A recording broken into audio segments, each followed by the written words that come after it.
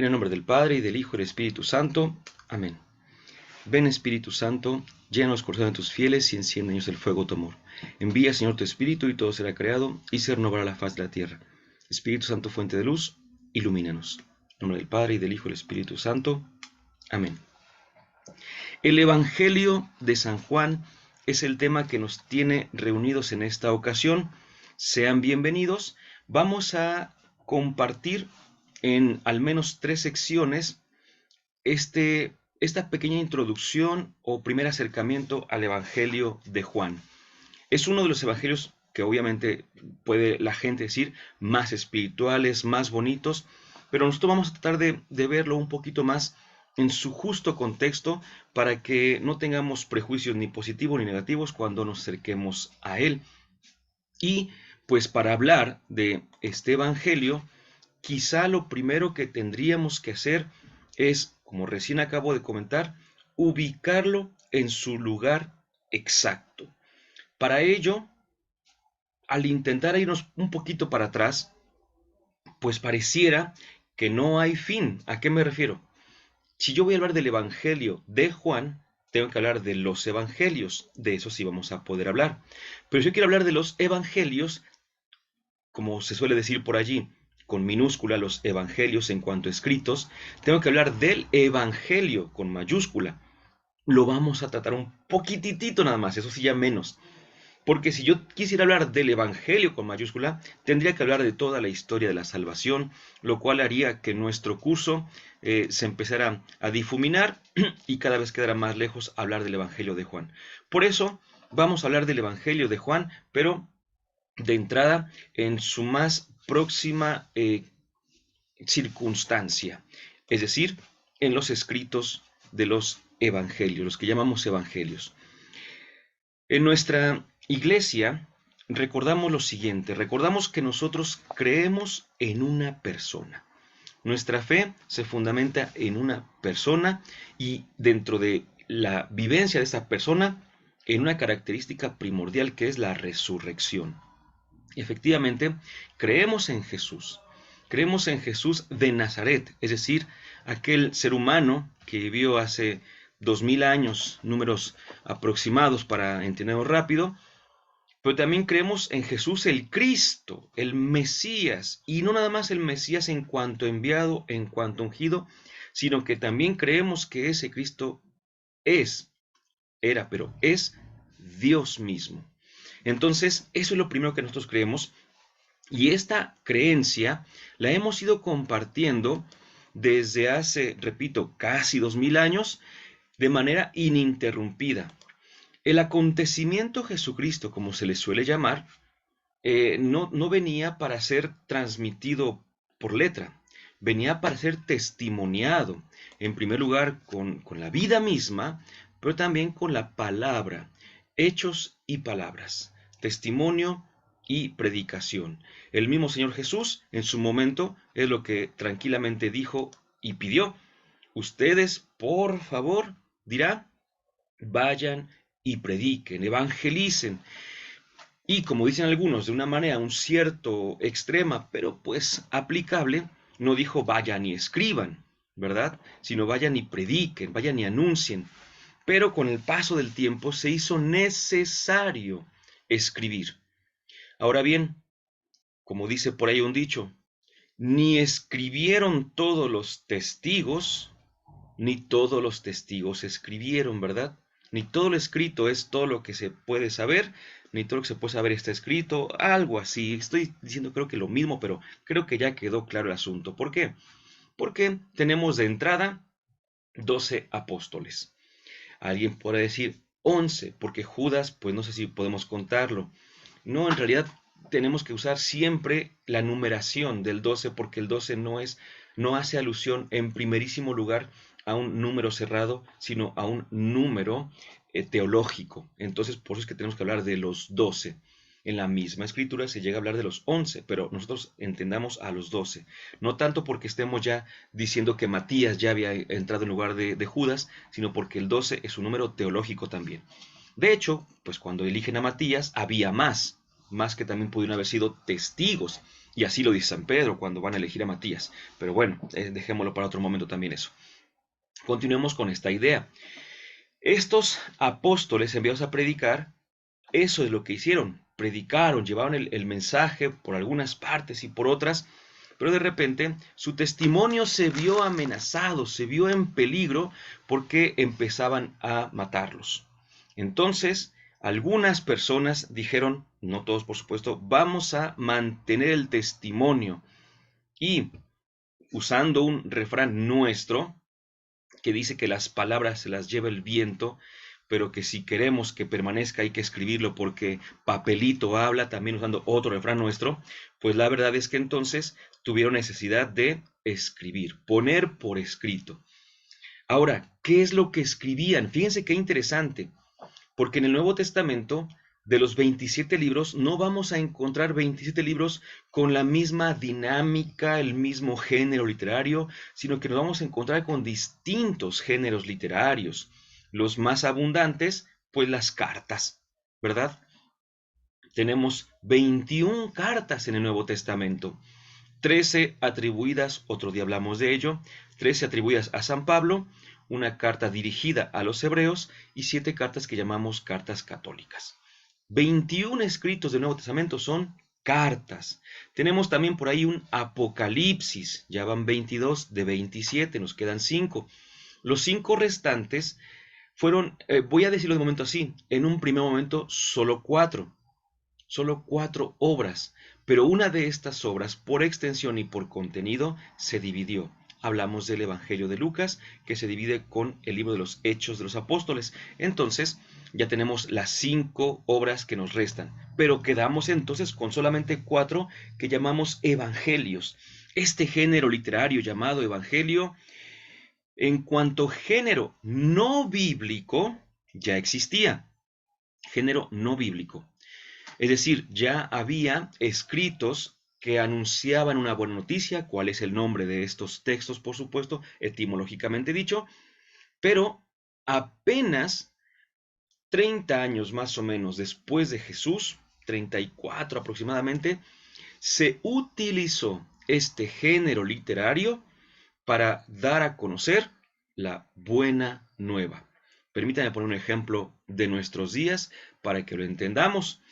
Imaginemos que durante mucho tiempo se ha dado a conocer la música litúrgica mediante canto gregoriano. Y ahí está, y ahí está. Y un día, en el Concilio Vaticano II, se dice, bueno, pues estaría bien que la liturgia también se viera acompañada por cantos que estén apoyados incluso por música de vernácula de cada lugar o cada país. Entonces, aquel género llamado gregoriano, pues ahí está también, pero ahora también ya se puede hablar, expresar, dialogar con el Señor en la liturgia a través de cantos que no son gregorianos, son otro género de música. Y tenemos muchos géneros de música dentro del canto litúrgico al día de hoy. Entonces, algo parecido, con sus grandísimas diferencias, aconteció con los evangelios. Repito, el evangelio era un estilo literario no bíblico de momento, pero un buen día, allá por los años 60, en particular a este hombre que hoy reconocemos como San Marcos, se le ocurrió aplicar ese género para contar la buena nueva. Es decir, la buena nueva ya se contaba, pero un día se utilizó el género literario evangelio. Y este evangelio, ¿qué características tiene? Pues creo que todos podemos verlo. Son narraciones vivas, coloridas, narraciones que son llamativas y que tienen un mensaje muy claro y entonces se aplicaron justamente a la vida de Jesús. Y se presentó la vida de Jesús como un evangelio. A ver, Jesús es el evangelio. Jesús es la buena noticia de Dios para la humanidad. Pero su vida, había cosas en su vida que evidentemente no pasaban así como para contarlas y decir, y por esto te salvó. Si alguna vez le dolió la panza a nuestro Señor, pues eso no nos da la emoción de ser salvos. Si alguna vez el Señor se cayó, iba caminando y se tropezó y se cayó, eso no nos da la idea de que seamos salvos. Pero si una vez el Señor dijo un discurso impresionante, eso sí nos interesa. Si una vez el Señor hizo algún gesto que llamó la atención, eso sí nos interesa. Entonces se empezó a contar de una manera más literaria y, en este caso, no solo literaria, sino inspirada y teológica, la vida de nuestro Señor Jesucristo. Pues bien, entonces hubo por ahí, esto sí lo voy a decir muy breve la verdad, hubo por ahí una, un cauce del cual surgieron tres escritos atribuidos, de acuerdo con la tradición, a San Mateo, apóstol, San Marcos, no apóstol, pero discípulo del apóstol Pedro, y San Lucas, no apóstol, pero discípulo del apóstol Pablo, de acuerdo con la tradición, esto es lo que ordinariamente comentamos. Estos tres escritos tienen, repito, un mismo cauce perfecto, y esos tres escritos los encontramos en aproximadamente 20 a 30 años. En una distancia de 20 a 30 años surgieron esos tres escritos. San Marcos en los 60, San Mateo en los 70, 80 y San Lucas en los 80, casi 90. Entonces de 20 a 30 años tenemos estos escritos. Pero al final del siglo I vio la luz otro texto que también tenía el género literario del Evangelio, que también tenía, por supuesto, inspiración, que también hablaba de Jesús, pero que curiosamente era suficientemente distinto como para que algunos empezaran a preguntarse de dónde surgió este texto, cómo es que vino a nosotros, cómo llegó, y empezaron a ver. ¿Por qué? Porque miren, a pesar, repito, de que hablaba de Jesús, de los apóstoles de Jesús, a pesar de que hablaba de hechos de Jesús, palabras de Jesús, es decir, había una familiaridad, una cercanía y una semejanza muy buena. De repente te voy a decir algunas de las diferencias que hay entre esos evangelios, entre los que hemos llamado de Mateo, Marcos y Lucas, y el nuevo escrito, este evangelio también, que posteriormente, y ya el día de hoy vamos a platicar un poquito de eso también, se atribuye a San Juan. Mira, por ejemplo, los tres evangelios sinópticos nos cuentan todo lo que hizo Jesús en Galilea. Y dice que Jesús recorría Galilea, iba de arriba abajo en Galilea. Pero si empiezas a leer a Juan, perdón, y solamente habla de Jerusalén al final. Pero si tú lees a Juan, te vas a dar cuenta de que la mayor parte del Evangelio de Juan acontece en Jerusalén. Y para esto tendríamos que recordar que Galilea está al norte de Tierra Santa y Jerusalén está al sur de Tierra Santa. Son dos. Galilea es una región al norte, Jerusalén es parte de la región del sur de Judea, y en medio, si recordamos, estaba Samaria con los samaritanos. Entonces, pues sí, esto nos dice que los tres autores de los sinópticos pues acompañaron a Jesús en su ministerio en Galilea y seguramente pues eran galileos, ¿sí? Estos, el origen, mejor dicho, ¿no? de los tres escritos sinópticos. Mientras que el origen del escrito de Juan, pues es un origen de Jerusalén. Dicen por ahí, ya me estoy metiendo un poquito, pero bueno, de un discípulo de Jesús en Jerusalén. Ahora, los sinópticos cuentan solamente un viaje de Jesús a Jerusalén, el último. De hecho, el que lo cuenta de una manera impresionante, pues es San Lucas, porque todo el Evangelio de Lucas es una subida a Jerusalén, por así decirlo, ¿no? Todo se enfoca hacia Jerusalén, aunque cuenta de Galilea. Mientras que Juan habla de tres viajes a Jerusalén. Esto es lo que nos dio a entender, y todos ustedes recordarán, que cuando hablamos de Jesús, siempre hablamos de un ministerio público o vida pública de Jesús de 3 años, ¿verdad? Si nosotros nos basamos únicamente en los sinópticos, puede que no alcancemos los 3 años. Pero si nos basamos en Juan, puede que sí nos alcancen los 3 años, porque se habla de varias subidas a Jerusalén y dentro de esas subidas, pues fue para las fiestas, justamente, y entonces se habla de 3 Pascuas por ahí. Bueno, ya veremos bien cómo se comenta, ¿no? Pero si Jesús, según el Evangelio de Juan, fue a 3 Pascuas, pues es porque mínimo estuvo en su vida pública 3 años, ¿verdad? Para los judíos, los 3 años no son exactamente los 36 meses, por así decirlo, sino que apenas pasando el año 2, 2 con unos días, 2 con meses, ya se cuentan 3 años, ¿eh? Así que ya por eso es que podemos hablar de 3 años del ministerio o vida pública de Jesús. Y decía, mientras que, voy a proponer de la siguiente manera, mientras que los sinópticos retratan mucho la vida de Jesús en lo ordinario, es decir, que va a las casas, que está durmiendo, que está comiendo, que va caminando, que se encuentra por aquí, todo esto, el Evangelio de Juan, aunque no lo niega, aunque no lo ignora, por supuesto, habla más de las fiestas. Entonces, como que tiene una mirada, voy a decirlo así, un poquito más cultural o litúrgica. Aquí me permito hacer un asterisco, nota al pie, para que decir algo que es nada más un empujoncito, ¿eh? No es una afirmación al 100%, pero sí puedo decirle lo siguiente.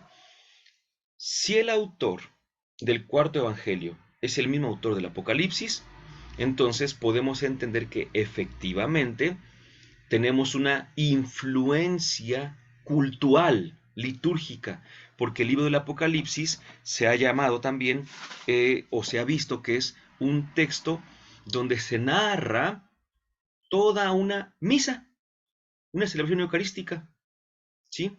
Entonces, ya en otro momento, a ver si hablamos del Apocalipsis también para que podamos entender esto que estamos diciendo, pero a esto voy, a que el autor, si es que fue el mismo, ¿verdad? Ahí podría ser, el autor de ambos escritos podría, por lo mismo y por tanto, tratarse de alguien muy cercano al templo, que tuviera influencia litúrgica y por eso cuenta el aspecto de Jesús de manera litúrgica también.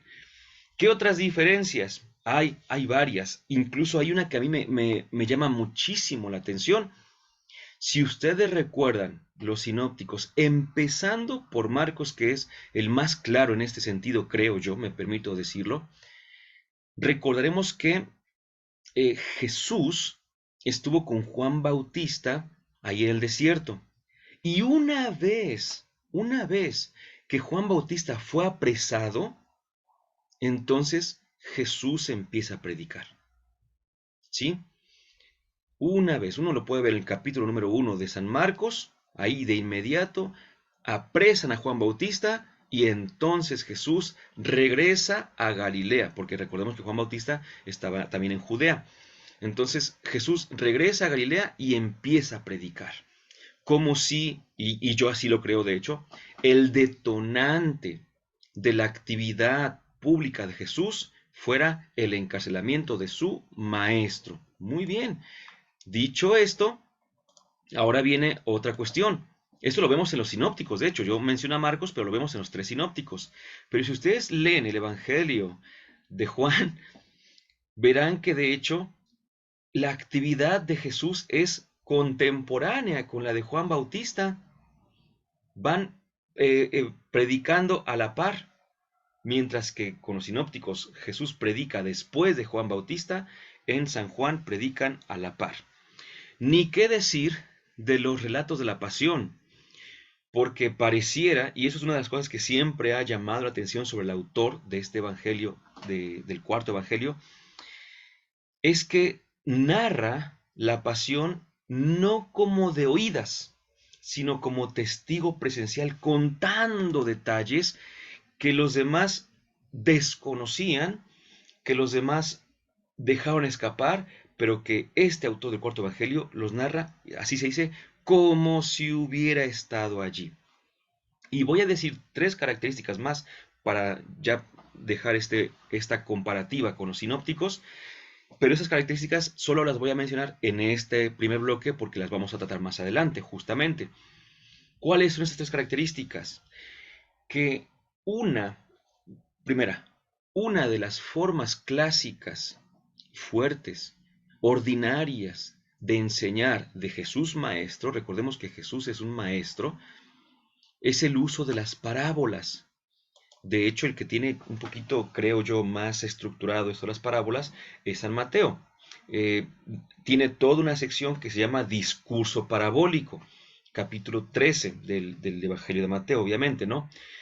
Ya otro día hablamos también, hay que incorporarnos a los 5 discursos de Jesús en el Evangelio de Mateo, aquellos 5 discursos que lo asemejan a Moisés con los 5 libros de la ley que presentó, ¿verdad? Pero bueno, también habría que hacer un curso sobre el Evangelio de Mateo para que entendamos mucho más claro esto. Bueno, pues en el discurso parabólico, que es el tercer discurso de Jesús, de hecho, ahí Mateo condensa las parábolas del reino.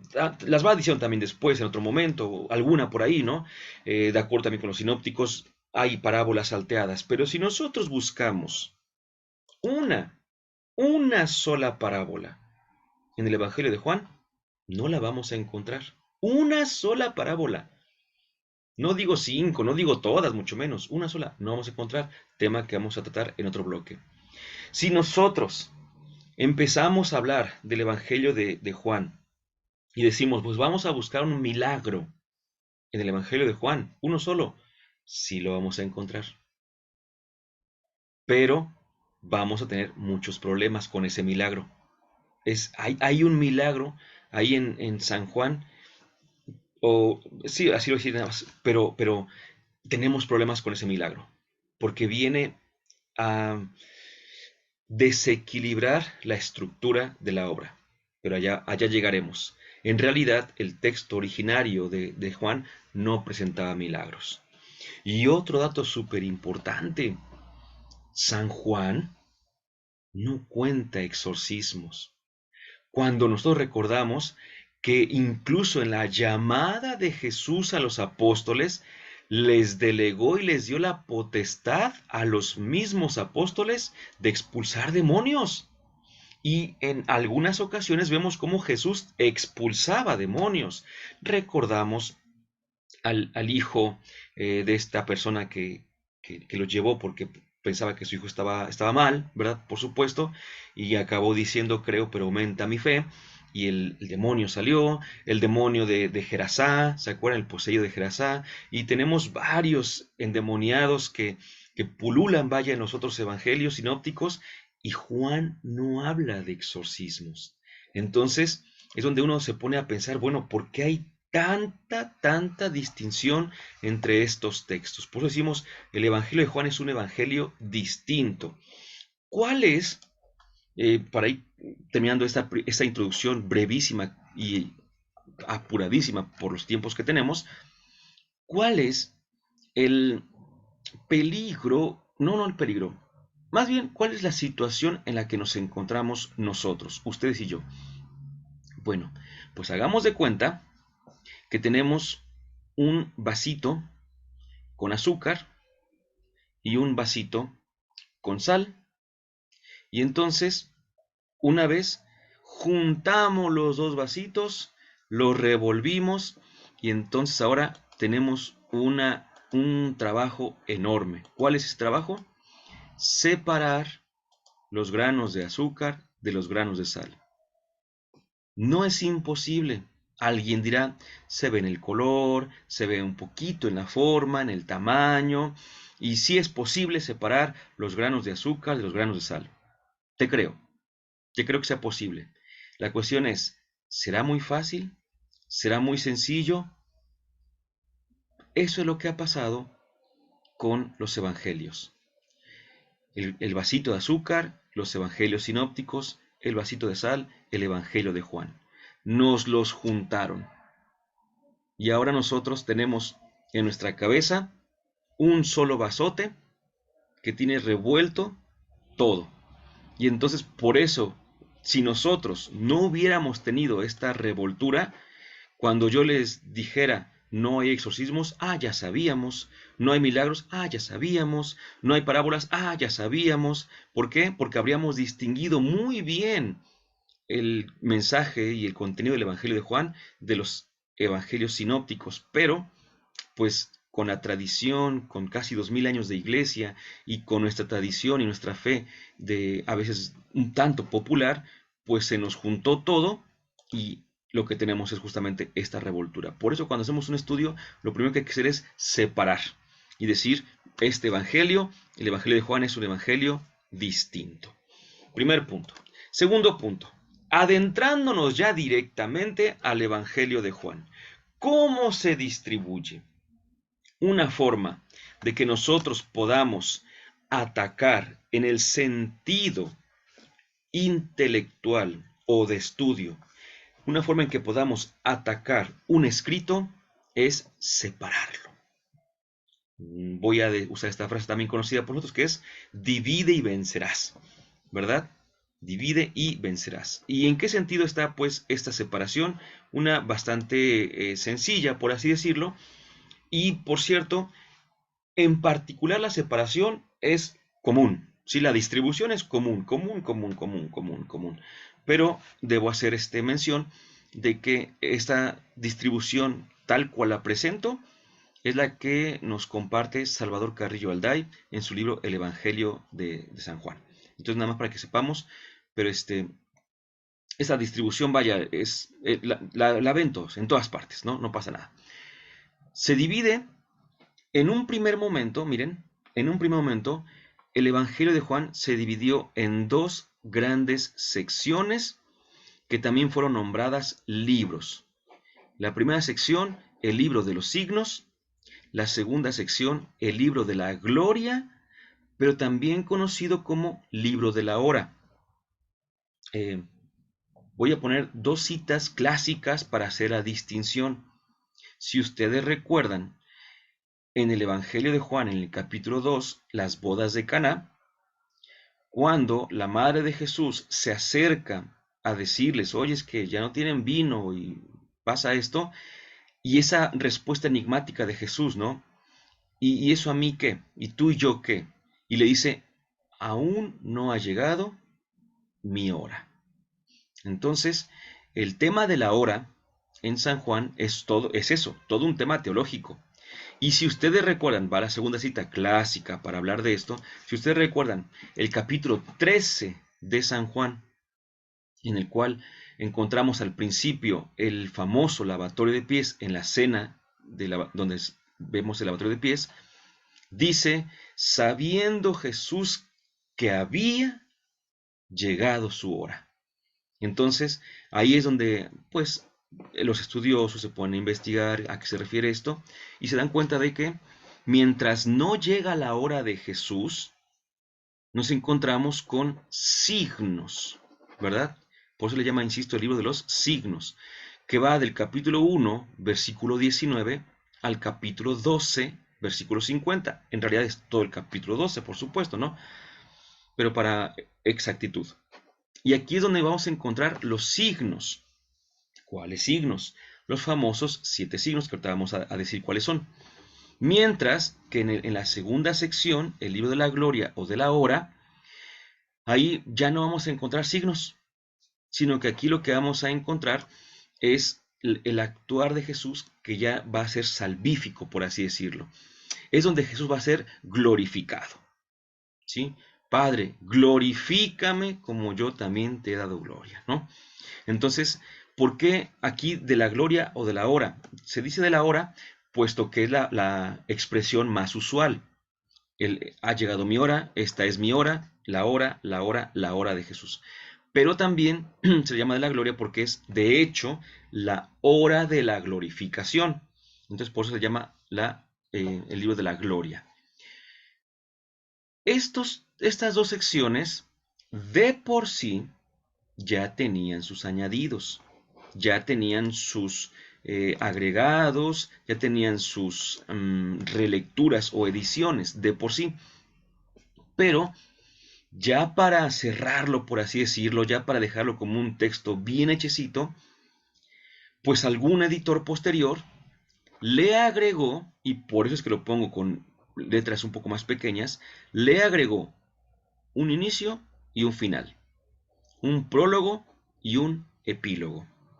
En el prólogo, ahorita vamos a ver qué es lo que nos encontramos, pero hay frases muy famosas, quizá la más famosa de ellas es la que encontramos en el versículo 14, y el verbo se hizo carne y habitó entre nosotros, ¿verdad?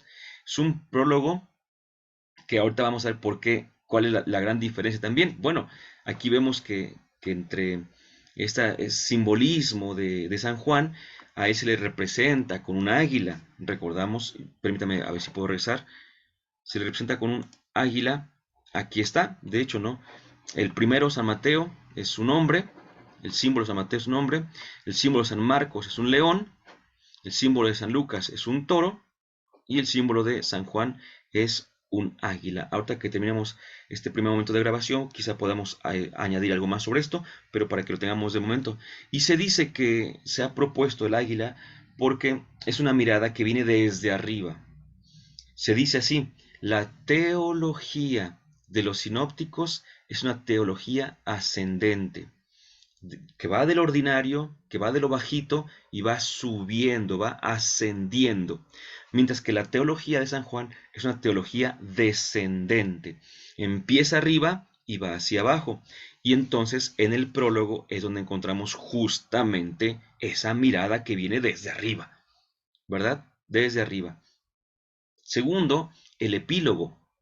La conclusión, vaya que les decía que agregaron, primero agregan el prólogo y también se agrega en segundo lugar el epílogo.